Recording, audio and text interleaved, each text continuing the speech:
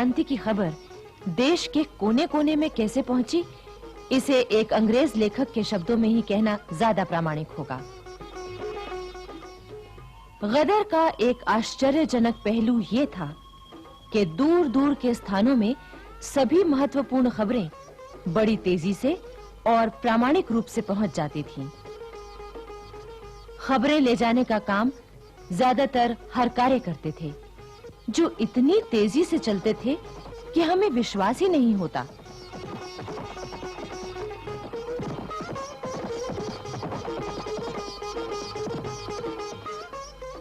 यही कारण था कि दिल्ली की स्वाधीनता की खबर नाना साहब को 15 मई 1857 को मिली और कानपुर में अंग्रेजी सेना के सेनापति ह्यू व्हीलर को 18 मई को, यानी पूरे 3 दिन बाद। बिठूर में उस समय नाना साहब के दरबार में उनके 2 भाई बाला साहब और बाबा साहब, नाना साहब का भतीजा राव साहब, अजीमुल्ला खां और प्रसिद्ध मराठा सेनापति तात्या टोपे मौजूद थे। दिल्ली की क्रांति की खबर जब कानपुर में फैली तो हिंदुओं और मुसलमानों की सभाएं होने लगीं।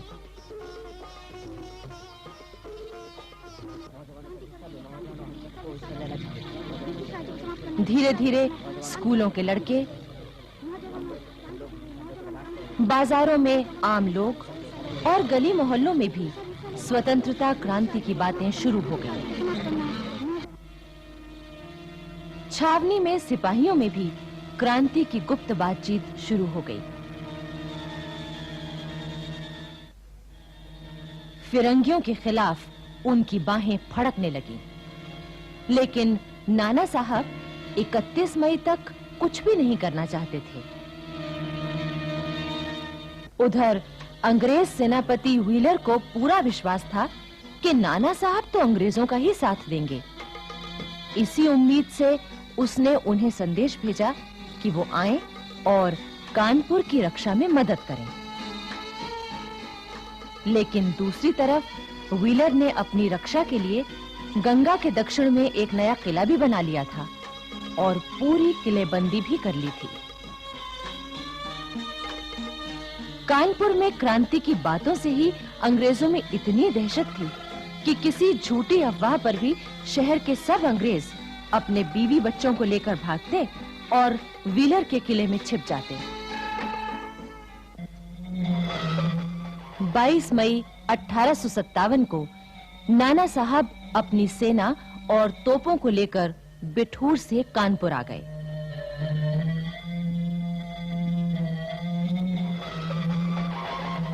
उन्होंने नवाबगंज में अपना डेरा जमाया।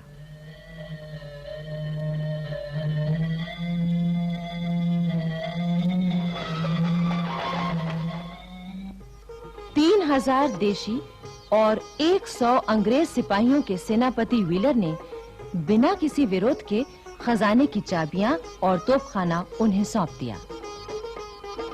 नाना साहब ने खजाने की रक्षा के लिए अपने 200 सिपाही पहरे पर लगा दिए। उस समय कानपुर की देशी सेना के मुख्य नेता थे सूबेदार टीका सिंह और सूबेदार शमसुद्दीन खां। 4 जून की आधी रात को 3 फायर हुए। यही क्रांति की शुरुआत की सूचना थी। सबसे पहले सूबेदार टीका सिंह घोड़े पर सवार होकर आगे बढ़े।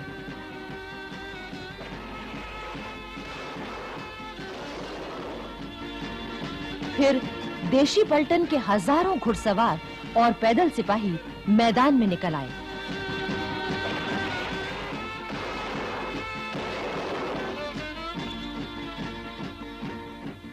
अंग्रेजों की इमारतों में आग लगा दी गई।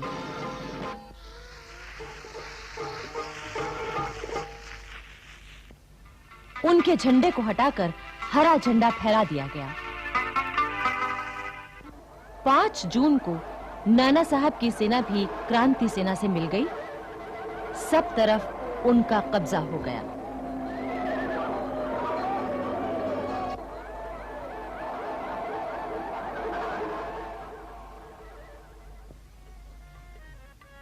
5 जून को कानपुर में दिल्ली सम्राट बहादुर शाह जफर के झंडे का जुलूस बड़ी धूमधाम से निकाला गया।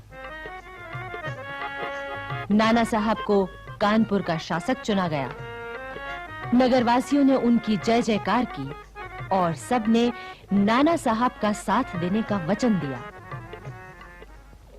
6 जून को सवेरे नाना साहब ने व्हीलर को खबर भेजी कि आज आप किला हमारे हवाले कर दीजिए, वरना हम हमला करेंगे। लेकिन व्हीलर यूं मानने वाला नहीं था। उसने किला खाली करने से इनकार कर दिया, साथ ही मोर्चे की पूरी तैयारी भी की। 6 जून की शाम नाना साहब ने अंग्रेजों के किले पर हमला बोल दिया। उस समय कानपुर के लगभग सभी अंग्रेज, स्त्री पुरुष और बच्चे किले में मौजूद थे। दोनों ओर से तोपें चलने लगीं।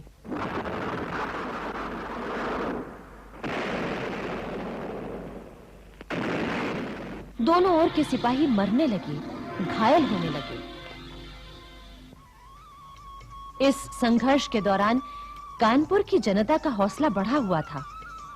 महिलाएं भी बड़े उत्साह से जुटी हुई थीं। क्रांतिकारी सेना को गोला बारूद और खाना पहुंचाने के साथ-साथ घायलों की सेवा भी कर रही थीं। इसमें कानपुर की एक वेश्या अजीजन ने तो कमाल ही कर दिया। एक अंग्रेज इतिहासकार लिखता है कि अजीजन हथियार बांधे घोड़े पर सवार बिजली की तरह दौड़ती फिरती थी। दनदनाते तोप के गोलों और बरसती हुई आग की परवाह न करके वो तोपचियों को गोला बारूद पहुंचाती, सिपाहियों को खाना खिलाती, दूध पिलाती और उनका हौसला बढ़ाती। अजीजन निर्भय होकर छावनी में घायल सिपाहियों की सेवा भी करती और गुप्त संदेश भी झटपट पहुंचा देती। क्रांति सेना का आक्रमण इतना जबरदस्त था कि किले के अंदर अंग्रेजों की लाशों के ढेर लग गए। उन्हें दफनाने तक की जगह नहीं बची। जो जिंदा थे उनका बुरा हाल था।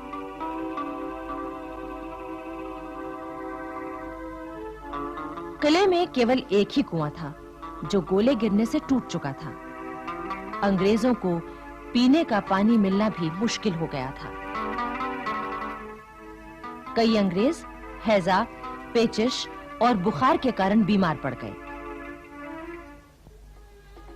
उधर नाना साहब ने शहर के तमाम खास लोगों की सभा बुलाई और उनकी सलाह से शहर का शासन चलाने का इंतजाम किया। हुलास सिंह को मुख्य न्यायाधीश बनाया, फौज को रसद पहुंचाने की जिम्मेदारी मुल्ला को सौंपी। दीवानी के मुकदमों के लिए ज्वाला प्रसाद, अजीमुल्लाह खां और बाबा साहब की अदालत बनाई गई। अंग्रेज इतिहासकार एम टॉमसन ने लिखा है कि नाना साहब की शासन व्यवस्था में नगर में पूरी तरह शांति थी। 18 जून और 23 जून को अंग्रेजों से फिर घमासान युद्ध हुए।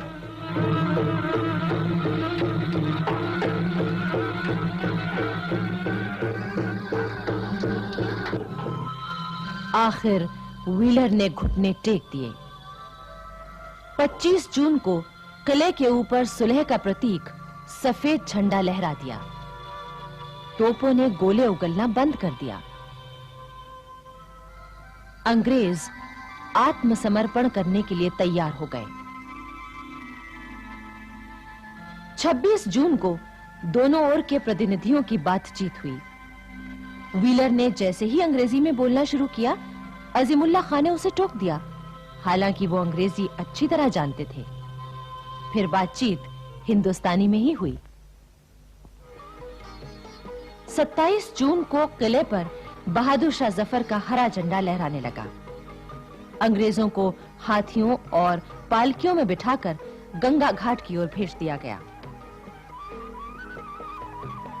28 जून 1857 कानपुर नगर, छावनी और आसपास के तमाम इलाके से अंग्रेजों का नामो निशान मिट चुका था।